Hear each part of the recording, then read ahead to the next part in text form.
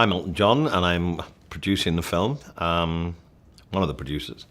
And I also wrote a couple of songs for the movie, and they used my music in the movie. So that's my contribution. And of course, you know, when you make a movie, you have screenings along the way when it's not even animated, and you push ideas. So it's a real team effort producing a movie like this. And I stay pretty much on the outside, and if I have an idea or a thought, I let it be known.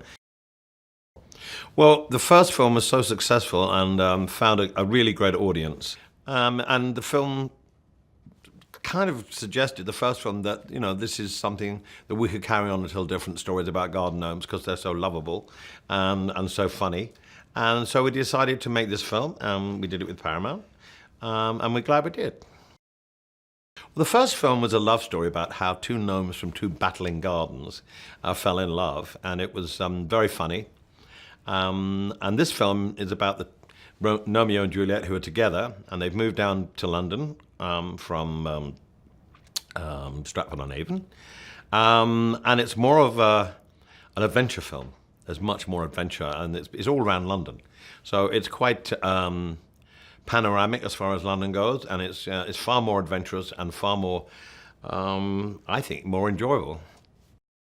Sherlock Holmes is a very, very famous character that's been on TV so much, and we thought it would be a great idea to have a Sherlock gnome.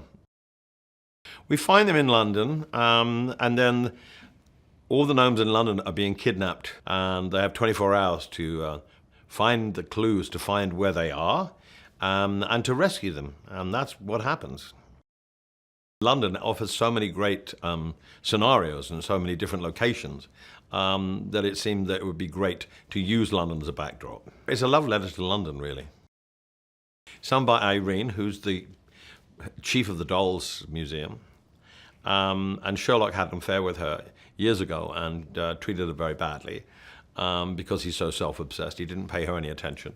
So when Sherlock and Juliet go to the Dolls Museum as one of the clues, she's not exactly pleased to see Sherlock, and she does this huge number and dance routine, and it's kind of like, you know, I'm better than you, I'm better and I'm stronger than I ever was, you hurt me, but I'm stronger now than I've ever been, and take that, basically. And Mary J. Blige was an obvious person to go to that song. She's been a friend of mine for so long, and she does it brilliantly.